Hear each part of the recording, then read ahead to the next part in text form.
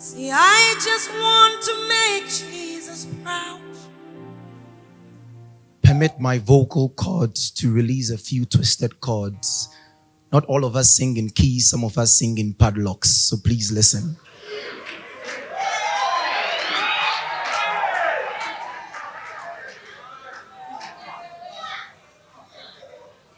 Soon and very soon, we are going to see the King. Soon and very soon, we are going to see the...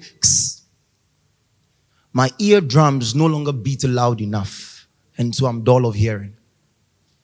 My tongue is heavy to lift because of the weight of words in my heart. So I'll scoop a little bit of the clouds and use a cotton wool to wipe this itching ear of mine.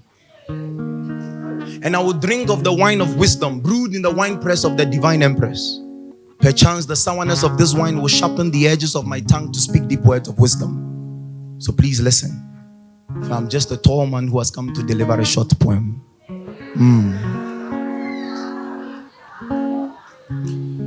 You know, all creation stand in awe of God's majesty, His beauty and His glory. But what a pity it is that the tongue of man does not have enough vocabulary to express who God is truly. So pardon me today to try to graft and mold and unfold a few words to at least give a blurred picture of who God is. He is the King of kings, the Lord of lords, the God of gods, the Master of masters, the Teacher of teachers, the Director of the rulers, the A+ engineer and the complex architect. He is the uncreated creator, Odumankoma, the one who is able to regulate the efficacy of the sun so as to make it dimmer or brighter. He is the God who inhales the cool breeze of the heavens and exhales air hotter than the heat from the ever-burning fire. This is your God. No matter what you are going through, there is no need to bother. Because He's the God that is able to set equations of order that sets the human mind out of order. He's able to teach the eagle to spot a prey a mile away. He's Odumankoma, the one who is able to make the simple become so impossible. And yet He's able to simply make the impossible simple. He's the God whose smile can cause the very foundations of the universe to tremble. His wink can cause them to assemble. That is Odumankoma. He is the God that can fill up eternity until the boundless boundaries of eternity begin to give up. He's the God whose smile can make Brother Thunder shut up. He's the God that can communicate to anything on earth without having to use Facebook, Imo, Viber, Twitter, or even WhatsApp. He's the God that combined 2 molecules of hydrogen and 1 of oxygen over and over again until it formed a mass called the sea, and even the mountains began to clap. And that is Odumankoma. Now, team. In 24 says, the elders of antiquity have said that when there is no time, what is discussed is the most relevant matter. Matter, thou art mindful about too many things. Only one thing is needful, and your sister has chosen it. Oh, matter. So with this little time that I have, I will speak of none else than Odumankoma, the God above space, time, and matter. You see, when kings, giants, and warriors fought, He caused the shepherd boy to walk in and matter.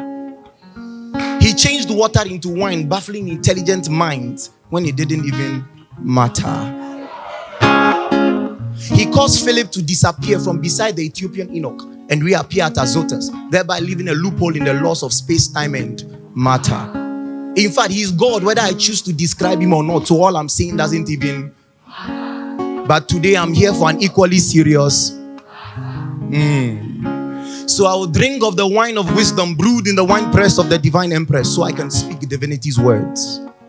For long ago, one prophet of old, Kweku Isaiah, said, a virgin shall be found with child, and you shall call his name Emmanuel, meaning God with us. Alas, the king came down, but he ascended, but he will be back for us. Not just as citizens, but also as sons. Not just as sons, but also as his bride. So please, don't be swollen-headed or filled with pride. Join the movement. If you don't have a car to go for the ceremony, you can join our ride. If the gown I would have taken for the ceremony were to be stained, I'll rewash them in the whitewashed clouds of the heavens. If my hair were to be undone and wrongly braided, I'll rebraid them into neat locks of sevens. If I had grown buff and chubby, I'll take a walk every day on the lane of prayer into the heavens.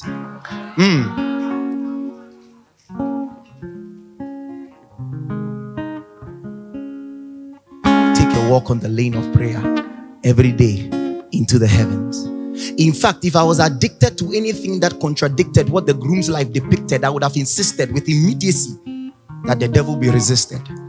If I didn't know my groom, I would have made room, turned my mind into a college and my heart the foundation for a skyscraper of spiritual knowledge.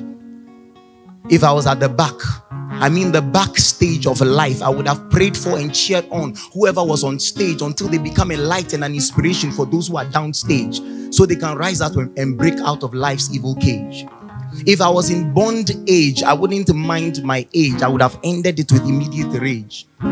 If I tried to stay on the path but I had derailed, if I tried to love the groom but I had failed, if I tried to fight darkness but I couldn't prevail, if I tried to wait for the groom but evil men tore my veil, if my beauty had been reduced to wigs, lashes and nails, I would reorient myself that my true value is summarized in a crown of thorns on the head, a few lashes on the back, and Jesus' nails. This is not a fairy tale. No, it's not one of Grandpa Jack Pate's fairy tales. This is a wake-up call. The groom is coming soon, and it is better for you to come before the groom himself comes. But just in case you are stuck where you are, this is what I would say. I want you to pray, and Odumankoma will build an enormous and complex highway that will lead you straight to the groom's gateway. And over there, no one will ever lead you astray. If I had a minute, this is what I would say. Thank you.